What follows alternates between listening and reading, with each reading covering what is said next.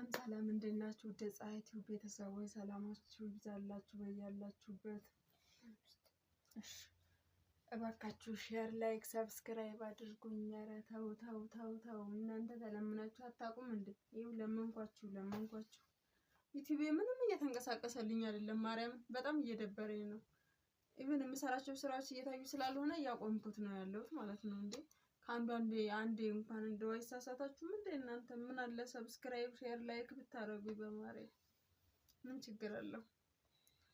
ዛሬ ግን እስኪ የቤት ስራ እየሰራን ነው ባባ ጋርና እንዴት ነው ተግባብተን የቤት ስራ የምናሰራው ወላጆች የሚለውን እስኪ ላሳያችሁ። እኔ የማሰራውን የኔን ተሞክሮ እዩት ብዬ ነው ያመጣሁላችሁ።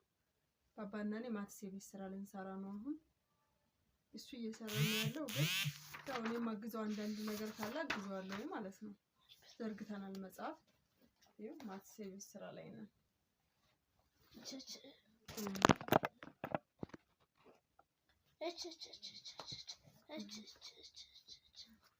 ይሄ ስንት ነው? እስኪ ቁጥር ነው ደስ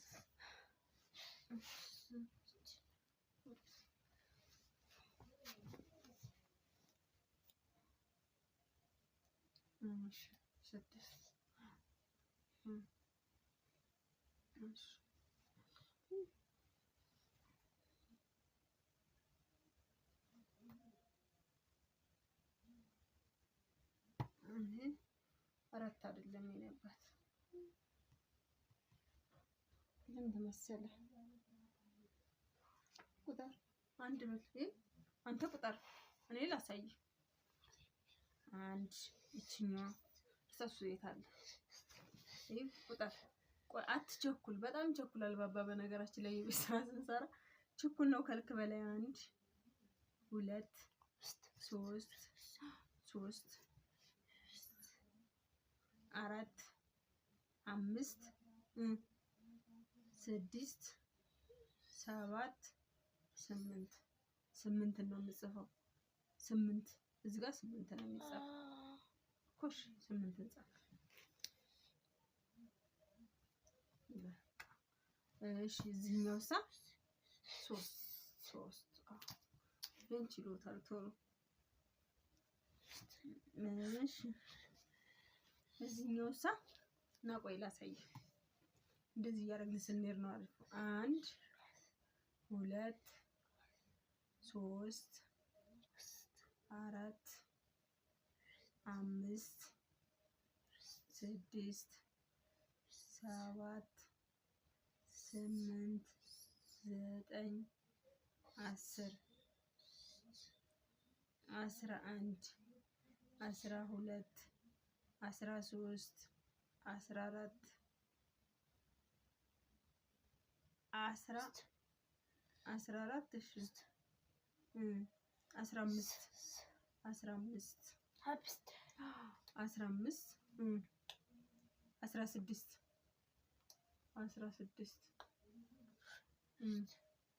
16 አይደለም 17 ነው።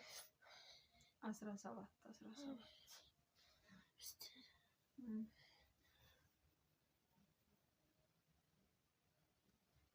ይሄ ቁጥሮችን እና እንትኖችን ያውቃቸዋል የሚጽፋቸው ማለት ነው። 17 ድረስ ከተቆጠረለት እሱ ይጽፋል። አንድ ቁጥር ከታየ አንድን ይጽፋል። ሁለት ቁጥር ካሳየ ነው ሁለትን ይጽፋል። እንደዚህ በምልክት ብቻ አይደለም እንዳቁ ማድረግ ያለባችሁ።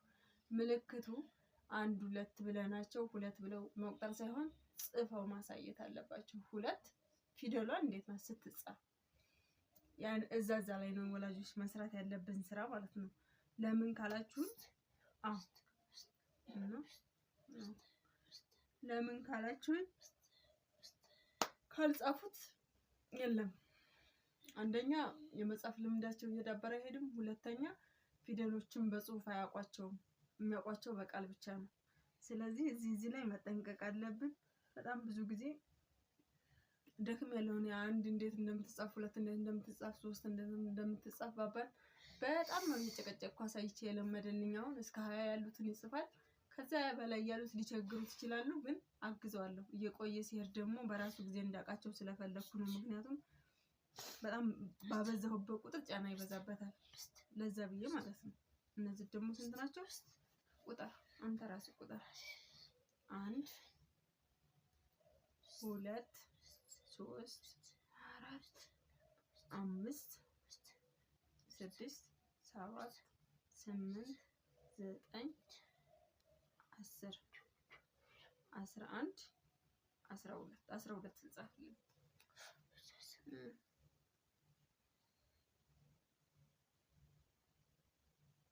ይቅርታ እንግዲህ ለምዶብኛል ማከክ 12ን ጽፏል። 13 እዚህ ጋር ያለው ስንት ነው? እሺ 1 2 3 4 5 6 7 8 9 10 ነው። 10 እቺው 11 12 13 እያለ ይሄዳል ማለት ነው። እሱን ቁጠራው አንተ። እሺ እሺ ትንሽ እኮ ነው 8 ወይም 6 ነው። እግዚአብሔር ይመስገን ብቻ ካለፋን በጣም ይቀየራሉ እነዚህ ልጆች። ንጹህ ወረቀት ናቸው። እንደሌላው ህፃን ወሬ አያውቁም። ሌላ የሆነ ነገር አይሰሙም። ስለማይሰሙ አያውቁም። ተንኮል አያውቁም። ከምንም ነገር ንጹህ ስለሆኑ ያሳየናቸውን ብቻ ሴቭ ያደርጋል አእምሯቸው። ስለዚህ በጣም ብዙ ጊዜ ካገዝናቸው ይነሳሉ። ማገዝ ነው ከኛ የሚጠበቅብን እና በጣም ብዙ ወላጆች ደካሞች ነን በዚህ ጉዳይ። ታገዛሉ ወይም ማግዘናቸው ይነሳሉ ወይንም ደግሞ ተምረው ቁም ነገር ይደርሳሉ የሚለው አመለካከት በጣም የወረደ ነው እኛ ጋር ያለው። እንደሱ አይደለም አባቴ፣ አሁን ተሳስተሃል። ስለዚህ ተስፋ ሳንቆርጥ እናግዝ። ካገዝን እናነሳቸዋለን። እኔ አሁን ሰሚስተር ላይ የነበረው ውጤቱና አሁን የነበረው ውጤቱን ላሳያችሁ ከፈለጋችሁ ጽድት ያለ ነው አሁን ያለው ውጤቱ። ጥብቅ አድርጌ ስለያዝኩት እኔ የሚምልክ ቋንቋ ለምጄ እዚህ ጋር ከ10 10 አለ፣ ከ20 አለ፣ እዚህ ጋር ከ10 10 አለ። አሁን አሪፍ ውጤት ነው ያመጣሁት። 8 አለ፣ ከ8 እዚህ ጋር ከ20 17 አለ ምናምን በጣም አሪፍ ውጤት እያመጣልኝ ነው። ለምን እኔም ትንሽ ስለተማርኩኝ ያዝኩት ማለት ነው። በፊት እኔም ብዙም ስለማላቅ ተቸገርኩ በጣም ለማስጠናትም ችግር ላይ ነበርኩኝ። በምን መልኩ እንግባባ? በምንም በትንሽ ነገር እንኳን መግባባት አንችልም ነበር ወረቀት ስንገልጥ ማለት ነው። ብቻ እኔ ከመጽሐፉ ብቻ የኛ ስለሆነ የኖርማል ተማሪ ስለሆነ አነባለሁ። ቤት ስራውን ወረቀት ላይ ጽፍለታለሁ። ከዛ ይጽፋል እሱ ማለት ነው።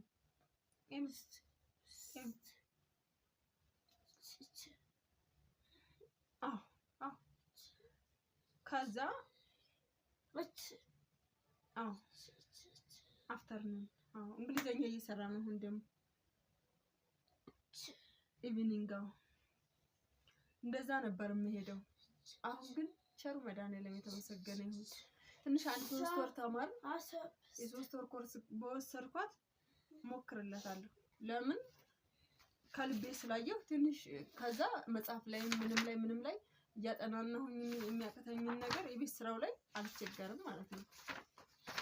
ስለዚህ ማገዝ ከፈለግንኛ ወላጆቹ እንደዛ ነው ማገዝ የምንችለው እንጂ እኔ በምጽፍለት ጊዜ ከልክ በላይ ሰነፍ ነው እሱ።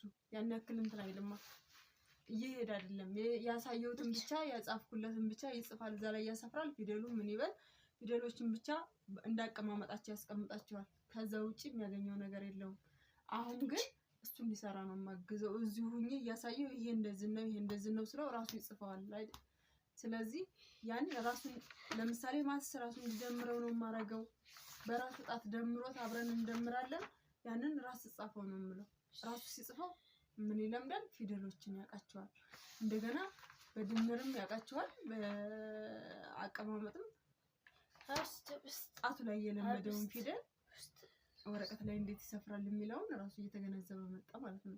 ስለዚህ ከዛ በኋላ በጣም ብዙ ጊዜ ቤት ስራ ብቻውን ነው የሚሰራው። እንግሊዘኛ እና አማርኛ ማትስ ትንሽ ከቸገረው አብረን እንስራ ይለኛል። ከዛ ውጪ ግን